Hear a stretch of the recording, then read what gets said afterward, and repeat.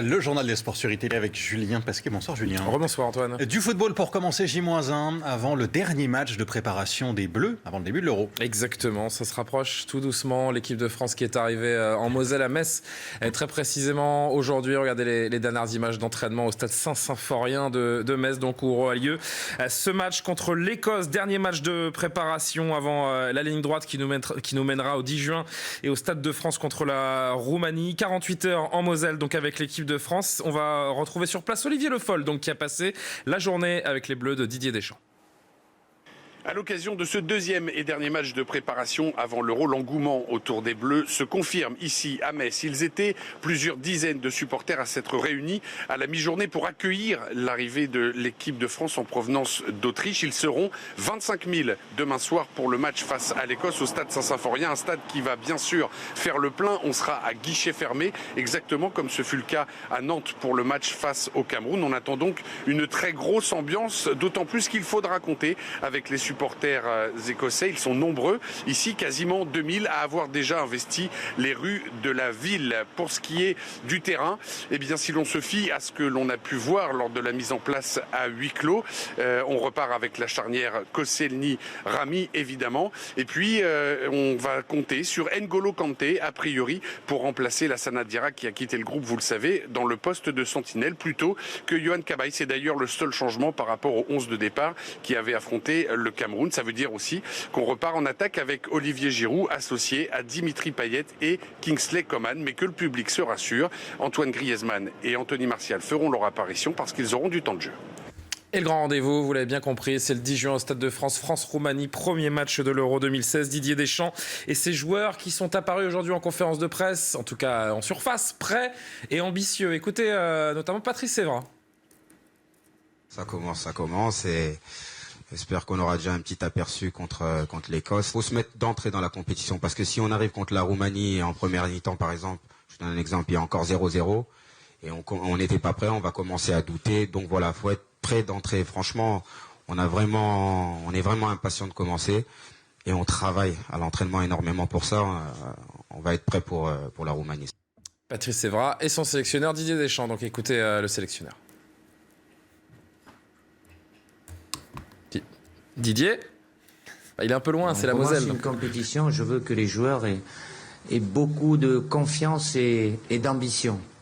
Après, c'est un championnat d'Europe, on sera dans la difficulté, il y a des adversaires qui viennent là avec l'objectif de gagner, il n'y en aura qu'un.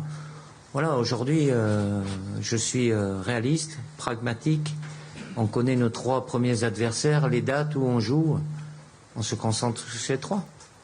Les adversaires de l'équipe de France dans la phase de poule de l'Euro, qui se sont eux aussi mesurés à des équipes de préparation. C'est le cas notamment de la Suisse qui sera le 3e adversaire lors de la phase de poule. Ce sera précisément le 19 juin au stade Pierre-Mauroy de Lille.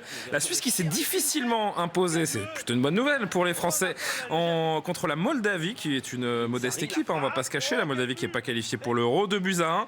Un 11 suisse qui est très proche de celui qu'on devrait voir à Lille justement. Les Suisses qui ont marqué 2 buts par Namasko et Mehmedi. C'est Jinsari qui avait égalisé entre-temps pour les Moldaves. Courte victoire suisse donc.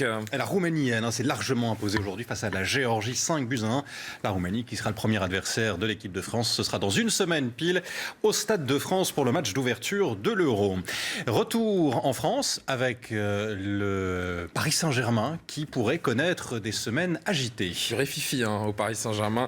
Interview choc chez nos confrères du Parisien aujourd'hui. Le président du Paris Saint-Germain, Nasser Al-Khelaifi, le patron qatari, qui parle de nouveau cycle et on sent dans ses propos que Laurent Blanc est plus que jamais sur la sellette. Les précisions avec Mélane Poyet. Cette fois, le président du PSG n'a plus le sourire. Après ce qu'il juge être une mauvaise saison, Nasser Al-Khelaifi s'exprime sans langue de bois dans un entretien aux Parisiens. Et il prévient, le PSG s'apprête à vivre un été mouvementé. Après 5 ans, il faut relancer un nouveau cycle. De gros changements vont arriver, un nouveau cycle va commencer, vous verrez. Changement de stratégie d'abord. Le président annonce moins de stars. Aucun grand nom ne devrait remplacer Zlatan Ibrahimovic l'an prochain. Changement d'entraîneur. Pour la première fois, Nasser Al-Khelaifi se pose la question publiquement. Je le soutiens depuis 3 ans. Maintenant, il faut penser à ce que nous ferons la saison prochaine pour construire un groupe plus fort au niveau européen. Je le répète, c'est la première fois que nous échouons et je dois me poser les bonnes questions. Il justifie cette remise en cause par l'élimination en quart de finale de la Ligue des Champions. 2 heures avant le match retour à Manchester, je savais qu'on allait perdre. Je ne sentais pas les joueurs et je l'ai dit à un membre du staff. Ils n'étaient pas prêts au combat. On a perdu avant de jouer. À qui la faute? Cela ne doit plus se reproduire. Cette élimination est son pire moment depuis son arrivée au PSG et semble avoir laissé des traces. Selon nos informations, Unai Emery, l'entraîneur du FC Séville, triple vainqueur consécutif de l'Europa League, a déjà été contacté. Et puis le championnat de Ligue 1, vous l'avez bien compris, 2015-2016 est terminé. Ce n'était pas tout à fait le cas pour le championnat national qui a rendu son verdict ce soir. Et regardez ces belles images de joie, de ferveur à Amiens. Grâce à des victoires respectives contre Bastia et Belfort, Orléans et donc Amiens sont promus en Ligue 2 pour la saison prochaine. Ils terminent à la 2e et 3e place du podium.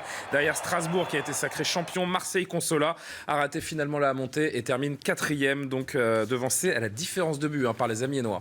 2 finales inédites sur la terre battue de Roland-Garros ce week-end. Avec d'abord Novak Djokovic, le numéro 1 mondial, à tout seigneur, tout honneur. Regardez ces petites ramasseuses de balles. D'ailleurs, il y avait un petit garçon également qui ont pu célébrer avec Novak Djokovic qui a remporté sa demi-finale contre l'Autrichien, le jeune Autrichien Dominic Thiem, la révélation du tournoi. 6-2, 6-1, 6-4. Il va tenter Djokovic ce dimanche de remporter son premier grand chelem. Ce sera contre son premier grand chelem à Roland-Garros.